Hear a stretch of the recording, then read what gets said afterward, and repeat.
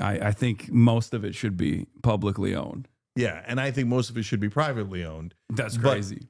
But that's okay. Well, you're living in it. It's America.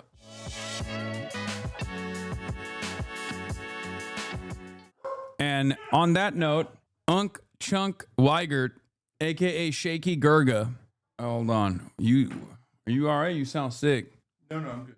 Hold on. I'll grab you a chair right now. Here, the mic is on. You can speak into it, but Hey, what's up, guys? What's up? Happy Cenksgiving, everybody. My mom made some good turkey. Yeah, right there, brothers and sisters. Right there. Here you go. All right. People are spamming. They should.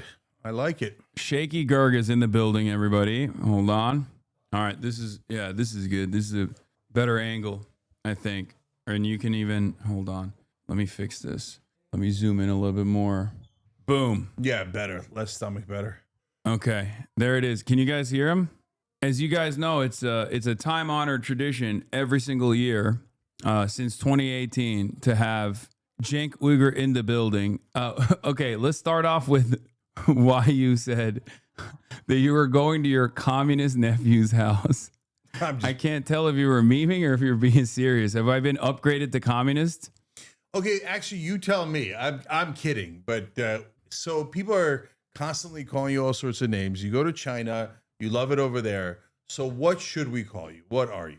I mean, I say I'm a socialist. I'm not like a self-described communist or anything, but I also say that I don't have an issue with people calling me a communist. I just think it's funny when people say that. Okay, all right. Then I got it right. Okay, I was playing around. Yeah, you're a socialist. God bless. Yeah. But no, a lot of people have been saying that I'm a authoritarian communist. All right. I will keep calling you a centrist, lol. Yeah, people say I'm a centrist. Well, the political spectrum has moved if you are a centrist. So, although kind of, I mean, look, you backed Mamdani 200%. Mamdani's now bros with Trump. I mean, if that's not centrist. It's the horseshoe. Yeah, by transitive property, I'm homies with Trump. But obviously, we already knew that, and technically you too, because we were far too critical of Kamala Harris. And if you're critical of Kamala Harris, who was the best possible candidate at the time, that means you wanted Donald Trump to win. Yeah, I actually think that we have thoroughly defeated those guys. So there's a lot of folks out there that are still in the, in the circle for who might come out ahead, right, in terms of ideology. But the guys who are not going to win, I don't think, are the ones who are like, oh, Kamala was right all along. Like, that's kind of done, right? So the way that makes a comeback is through the form of Buttigieg or Newsom, right? So those guys aren't done. But like the Kamala stands, the beehive is dead, right? There's not a single K-hive. Yeah. Yeah, K-hive. Right. Yeah, There's not a K left in the hive. Yeah, beehive is very much alive. There's a bayhive. Bayhive, yeah, that's the biggest one. But her and Taylor Swift are immortal. But in politics, Kamala's done. All right. So what do you think about Zoran Mamdani? So Zoran's to the left of me, so it makes sense that like he's kind of perfect for you, right? I think you tell me. But I love it. He's for change, man. The status quo. So I'm thrilled that Andrew Cuomo lost. Why do you say he's more to the left than you? So some of those policies are not the direction I'd go, but I want him to try it anyway. Like what are the policies? So like rent freeze on the rent control apartments. First of all, I don't think he's saying that'll solve the whole thing. It won't. No, it only affects a tiny amount of apartments, right? But like 1.2 million units or something, I think. Yeah, which is not tiny, actually. Yeah, but, I mean, it's tiny for New York, but go on. Yeah, but rent control, in my opinion, doesn't work. It pushes up prices in other apartment buildings. In fact, I think it's counterproductive. I wish it worked. It's a simpler solution. Okay, Matt Iglesias. Yeah, I'm Matt Iglesias. Are you an Abundist? No. You're not an Ezra Klein doctrine understander and appreciator? No, I mean, I'd have that conversation with Ezra, and I think he's probably at least a third right. But he's not right in the central thesis, which I think is misguided, right? But no, on rent control, I'm definitely a centrist. Okay, what about public housing? Yeah. What about building robust socialized housing?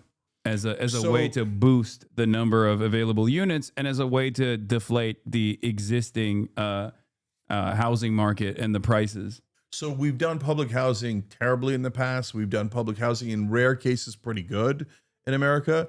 So, but this is the year 2025, and Zoran's a smart guy. So I hope we learn some of our lessons, that we don't like make. Well, he hasn't ran on building public housing. As a matter of fact, I think it's a major area of weakness for the American left in general, because there's not a single Democrat that even broaches the subject matter from that angle, and every single person, even though it's the number one, like affordability is the number one priority, but affordability, as you know better than anybody else, brackets off into certain aspects, right? Healthcare is a part of the affordability conversation. And I think Democrats do have, or at least the left flank in the Democratic Party has a really solid approach to that. Socialized medicine, Medicare for all. But housing is another aspect of this that no one ever talks about. Or they do talk about it, but they don't actually have a simple, easy to understand policy for it. That's why we keep consistently going back and forth on Band-Aid solutions, which you're right.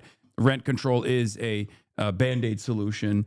I'm in favor of the decommodification of housing in general. So obviously this works in that direction.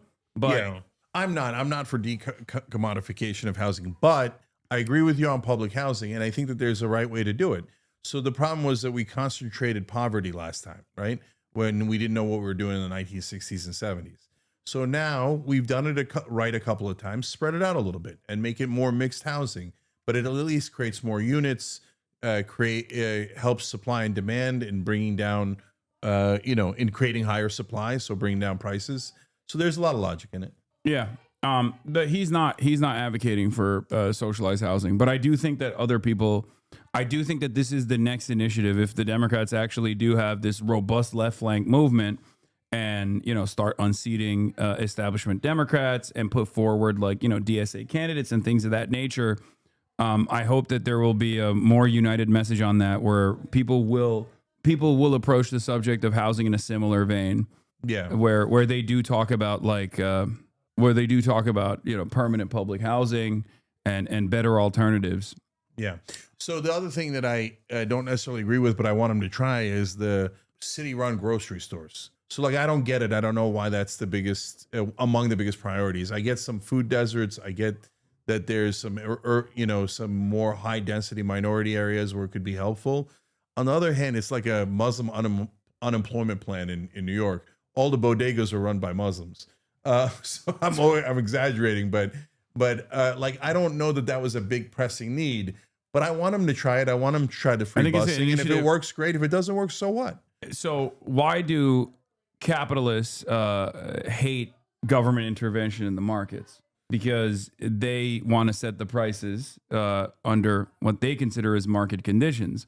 So basically, I think the way this would work, it's a pilot program with no assurances that it'll be 100% successful. But I think ultimately the goal there is to try and drive down profits with with much better, much more affordable groceries being sold, because there's a bunch of different things that you don't have to pay for, like licensing and things of that nature, when you have the government-run grocery stores. So therefore, the goal is to drive down prices for other grocery chains, specifically like the big retailers, I think, like big grocery chains in general. Yeah, let's try it, see what happens. Yeah. Also, they do have it. I mean, it's the commissary in the military, right? Which the Trump administration is trying to privatize right now, because I think they just want to do a mutiny. They want to foment mutiny in the military. So look, if you're on the right and you're like, oh, you just want to just try it, yeah, because that's how we learn, right? But that's how so many people voted for Donald Trump. Oh, I just want to try it out again because we got to shake up the system. Yeah, and the states are supposed to be, laboratories where we experiment. And by the way, some of the right say, can you name it? Some guy on Fox was like, can you name any time that they made something public and it worked better? Bank in North Dakota. They created a state bank. It worked great. Municipal utilities. Yeah. Literally almost every single time the municipality has taken over utilities, it has been so successful that Google worked extra hard to make it illegal in other places.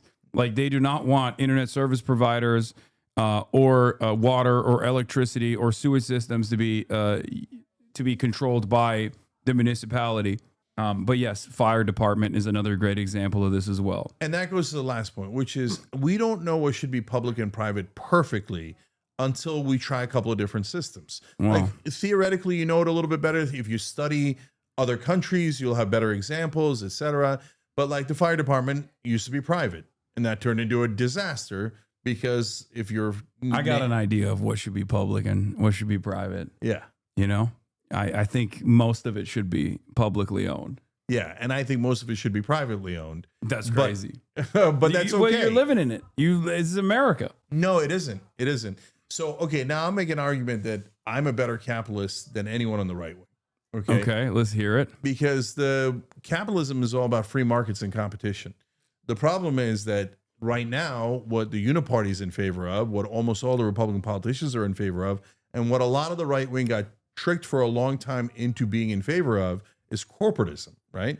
So this is unregulated capitalism, which then leads to corporate rule. Corporations capture the government. It's the natural inclination of every company to become a monopoly, and that's right, and I'm actually agreeing with you. So what happens is if you don't regulate capitalism, it inevitably becomes corporatism. And corporatism is the exact opposite of capitalism. It tries to destroy free markets, destroy competition, and become a monopoly, right? And it does it mainly through government capture. So Adam Smith was right. You have to guard against monopolies. You must regulate. If you don't regulate, then capitalism will turn into corporatism and destroy free market. So that's why that position is more ideologically But you're correct. not in favor of that for healthcare. No, that because capitalism means by definition a mixed economy, right? There is no non-mixed economies. The military's public, police are public, fire is public. And so when you go down the list, healthcare is perfect for public. Healthcare insurance is perfect for public rather than private. Why? Number one, like fires, viruses spread. So whether your neighbor is healthy or not is relevant to you. Number two, it's a combined pool, makes it a lot less, more efficient.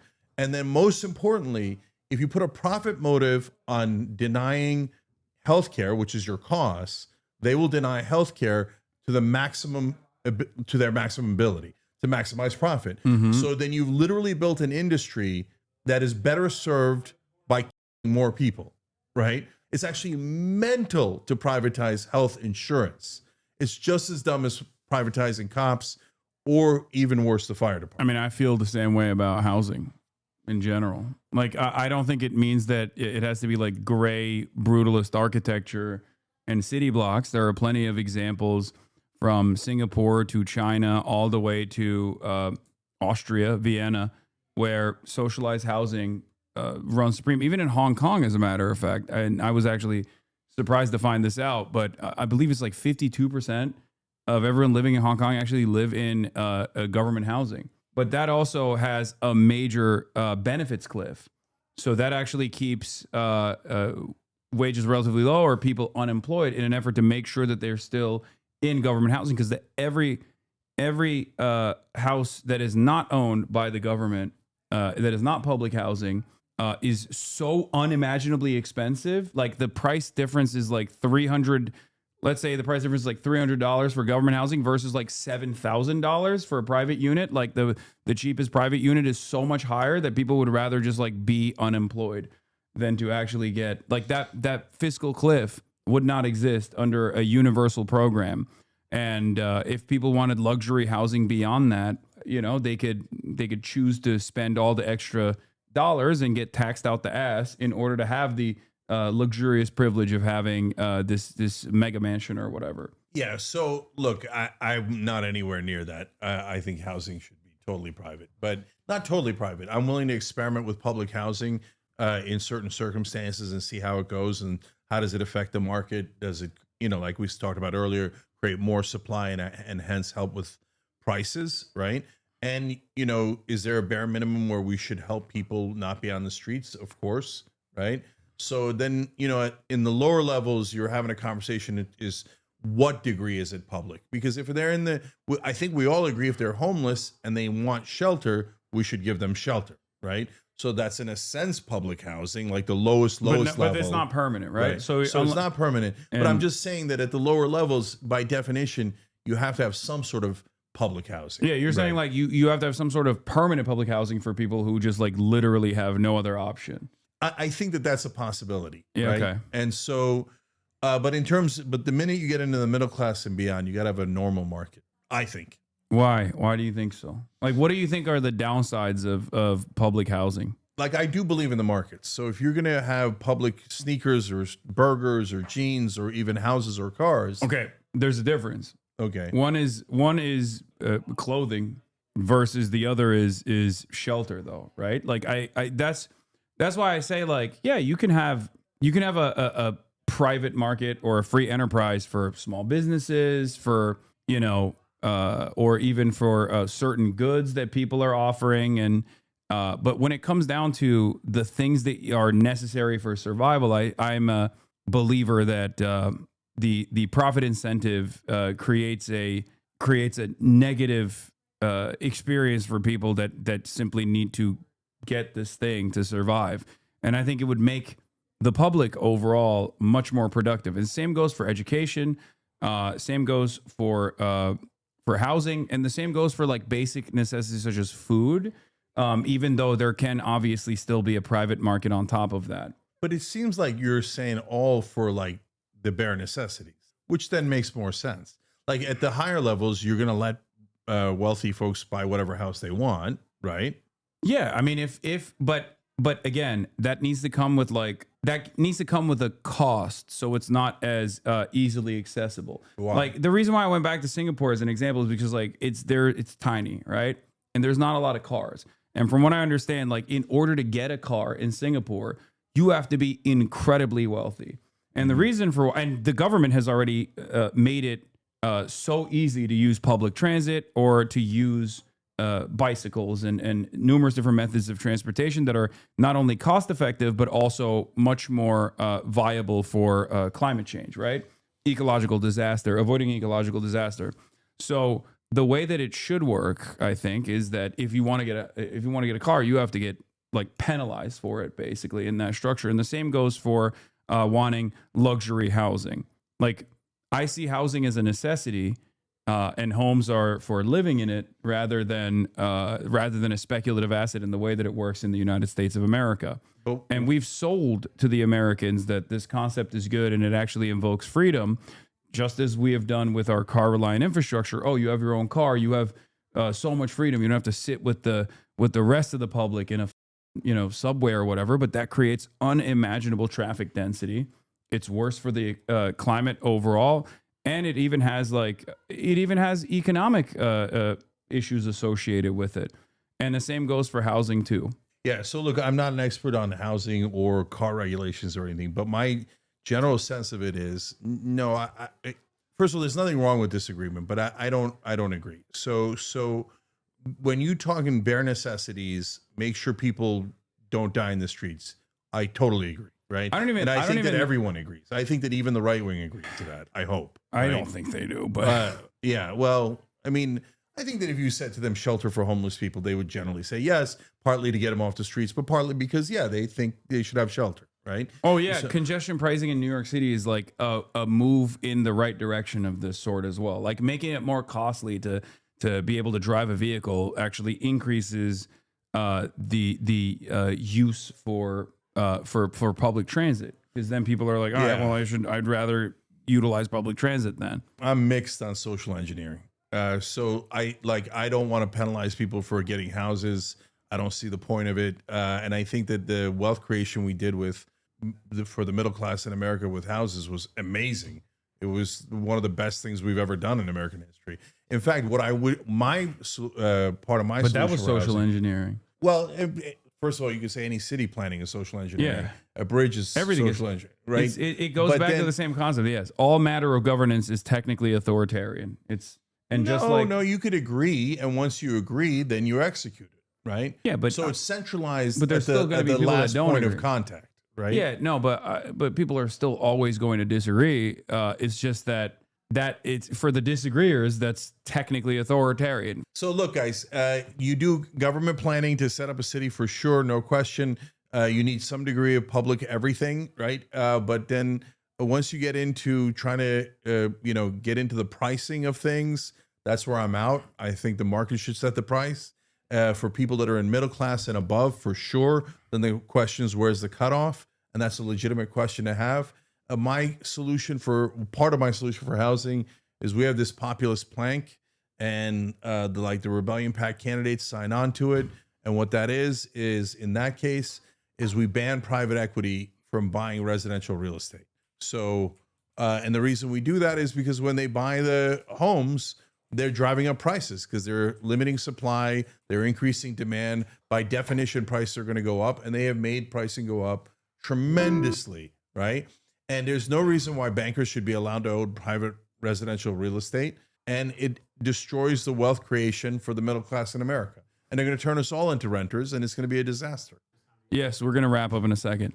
And my daughter's doing this to me on about dinner. Anyway, so everybody. God bless, man. Hey, happy Thanksgiving, everybody. This was a much more agreeable Cenksgiving. Ladies and gentlemen, you got to flex for the camera for the purpose of, you do it every year.